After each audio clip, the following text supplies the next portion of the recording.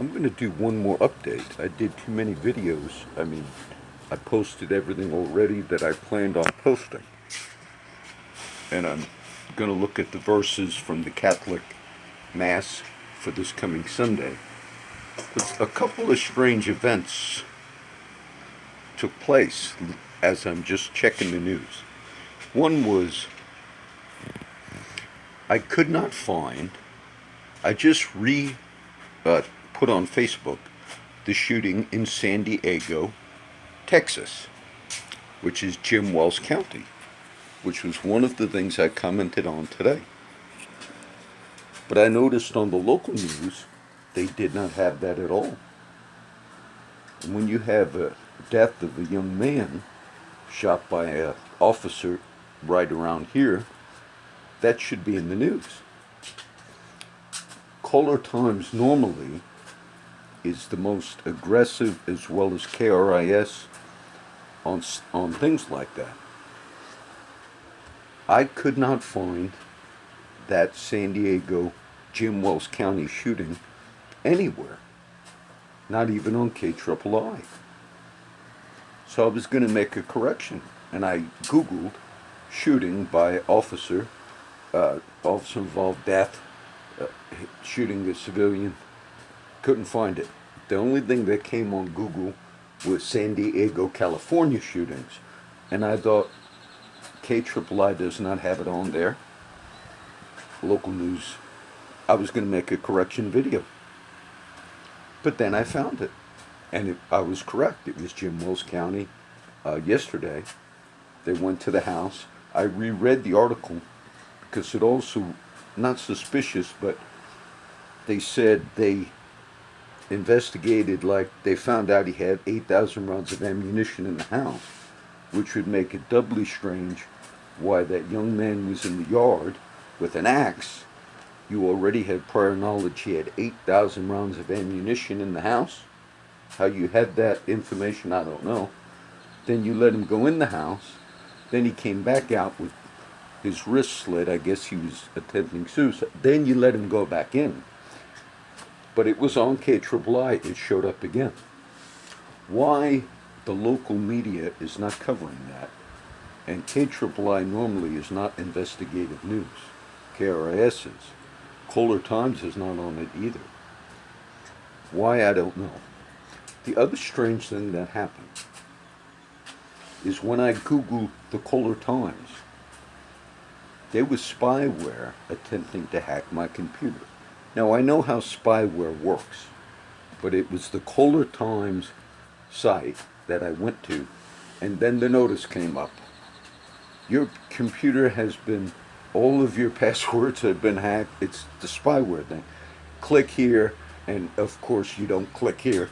That itself is the hack, okay? That's the spyware when you get that warning. So you don't click the link. But that came up on the Caller Times, which was surprising to me. Now, being I have it on, one other thing, this morning, last night I read a few chapters, the one I posted on that post a little while ago, which was Zechariah. I like it. I posted the whole Zechariah 12, but I'm not going to teach it, but if you read in it, it says, when the governors of Judah are going to be like a fire. I bought a new lighter yesterday, cigarette lighter, but it's one of those torches. And then I read that verse last night, and I'm familiar with it, but it said, the leadership of Judah, or the leadership of the churches, will be like a torch in the midst of enemies. And then it also says, because sometimes you say, oh, John, you hit every one of those, whether you're dealing with the chief or whoever. Yeah. And in that chapter, I read it later that night, it said, they'll come against everybody in exposing corruption. And it says, there's another verse that says, upon one stone I have laid 7 eyes. It's talking about the dynamic of God communicating through his people. And then in the Zechariah 12 it says, whoever comes against Judah, God's people, the leadership. It's going to be like taking hold of a burdensome stone. And whoever decides to come against it, they're going to be cut. But there's going to be this dynamic in the leadership of the church. But the other chapter I read last night was John, or one of the gospel chapters, maybe in Luke. And I just read a section of that chapter. But the last verse in the section I read in Luke, whatever chapter, it stuck with me, and it said, "Be of good cheer, little flock, because it is your Father's good pleasure to give to you the kingdom." Okay, so that one stuck with me. And Jesus in that passage talks about, "I've given you all don't worry about, take no thought for your life, what you're going to wear, what you're going to put on," and it's a common chapter. But that one stuck with me. And then this morning, as I was taking a bath, and I do worship at that time, on the radio, Rick Warren, or one of the ministers, that was the verse they used. And I said, "Oh, isn't that interesting?" Found that interesting. Now, being I do have it on, that was peculiar, that when I Googled Colder Times, some type of a spyware came up. It's also peculiar that none of the local media are mentioning that case, except one that normally doesn't cover it. Right, also, I watched, there was a weather event coming right to that area, and also in San Diego, Texas, right on the highway that I was discussing, and there was a major wreck and a fatality on one of the highways. We used to have wrecks for our house, we'd have to go to them. It's just interesting. The big news now, if you did world news, a few weeks ago, I had commented on the whole Trump and Paul Manafort thing. And I said it's obvious that Robert Mueller is targeting Manafort, if you will, on all types of other things that have nothing to do with his authority. Russia just going back and, his lobbyists. And I had said, and Manafort brought a civil suit challenging it, basically saying, "I'm a campaign guy. And you're going back and you're looking at everything in my past, before I had even my association with Mr. Trump. And I'm challenging that." And I felt he was correct in doing that. And one judge laughed at him in the civil suit that Mr. Manafort brought. And I read the thing. But the federal judge, Ellis, in Virginia, tore into Mr. Mueller on the decision today. And he basically told Mr. Mueller, he said, "The only reason you're charging this man with all this stuff is you want him to sing. You want him to so you're not doing justly." That judge tore him up, and then the judge, Mr. Ellis or Ellington or something, federal judge, then he told the prosecution, Mueller and his team, said, "Now I want you to give me the rest of the stuff you redacted and some of the other things." And Mueller and his team responded, said, "Well, no, what was redacted has nothing to do with the Manafort case." And it ended the article. It's a Reuters article. And the judge said to Mueller and his team, "I'll be the judge of that." So what that judge looked at was the overreach. And he agreed, and it looks as if he didn't make the ruling yet, but it looks as if he's going to throw out these charges against Manafort, because he sees Mr. Mueller as prosecutorial misconduct and overstepping.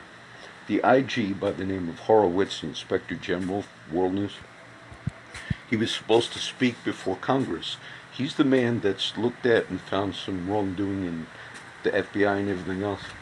But he's going to delay his testimony, because he indeed found things in the Hillary Clinton handling of the email and all that seems as if it showed behind the scenes favoritism, collusion, a lot of things like that. And so that was interesting, because the ruling today out of that federal judge in Virginia, Ellis or some, agreed. He didn't make the ruling, but he tore into Mueller and his team and said, "You're doing things that have nothing to do with it." They seem to be agreeing with Mr. Manafort. And when you see authorities, whether it's local, whether it's national, they say, "Well, we have the power." You don't have any power. If you act justly, a lot's been exposed, whether it's a national level thing or local level thing. And I would have been quick to have corrected that. I was going to make the video and say, "Oh, geez, KIII reported an officer killing a young man." And maybe it was San Diego, California. But then it showed up again. That's why I reshared it. And that's a questionable thing to me. They said they responded because it was the son obviously had some problems in his 20s. And then they made note that they investigated he had 8,000 rounds of ammunition. So they knew that, according to that article, before they came the second time. Meaning, look at the danger, 8,000 rounds, CCPD bomb squad had to go out. With all of that information, knowing that ahead of time, and then you let him go back into the house, then come back out when his wrists were slit, then go back in. It seems as if you're reporting 8,000 rounds as like it was some David Koresh thing. The man was outside twice. Then the shooting, the killing took place. Now maybe the Color Times is waiting to report on that because they're looking at it, but no local media. No KIII TV. Mr. Gazen, he's a fine man, but they are not investigative journalists. So remember that. I like that scripture. Everyone who takes hold of whatever God's doing in leadership, you're going to be cut like a bird of some stone. And that first verse I put at the top, look, that was just one that there's so many. But God himself says, "My fury upheld me. The zeal of thine house hath eaten me up." That's an Old Testament prophecy that in the New Testament is applying to Jesus. And it's saying the purpose that the Father had for the Son. You know, there's a scripture that says, I shared it with Big Charlie the other day. No man knows the Son but the Father. And no man knows the Father but the Son. And the thoughts of every man's hearts will be revealed. And some of the cases I talked about are particularly people that I like some of these guys that I have had to mention cases. But some of the other people that know some of these officers, not in the cases I've dealt with, but other in town things, they seem like nice people. And some of the other people that are friends of them, they're so surprised because they knew, wow, like they really are brazen about some of the things that they've done. And it caused an effect on some of the other in-town people, just like younger people that are friends and know each other. And it really put a question mark in other people's minds as well, like, wow, how could, he's a friend of officers who have friends, and and their friends are like, man, and it's sad, like they don't recognize, no, you have a responsibility to act justly. Whether you're Mueller or, look, I don't defend Trump on everything. I just see the way this thing is trending, that's all. So we'll end with that. Be of good cheer. It's your Father's good pleasure to give you the kingdom.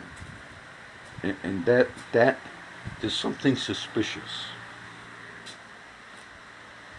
that the only media outlet reporting that shooting and killing of that young man is KIII. There's something there that should at least make it to some port of the news. I didn't see it on none of the local websites, and I had that spam thing hit me on Kohler.com. So we put stuff in the light. And even though I have respected the Kohler Times at times for exposing wrongdoing, but I've seen them cover up for that Ben Yellis case. I see them cover up for that. And you always have to question, how deep does the rabbit hole go?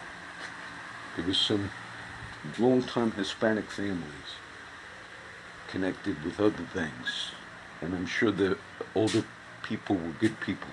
I used to pass up the Galvan Ballroom, doing the little halfway house, and I'd get off across town, the one I did with a friend. We started a halfway house on King Street, 3-something West King, not by City Hall, and had guys come in. We just rented a top story of like a fourplex, that one of the apartments, and it was nice. But I'd get off on Laredo. I liked that area, even though it's kind of, and I'd pass up the Galvan Ballroom, a historic older family. One of his sons is a judge.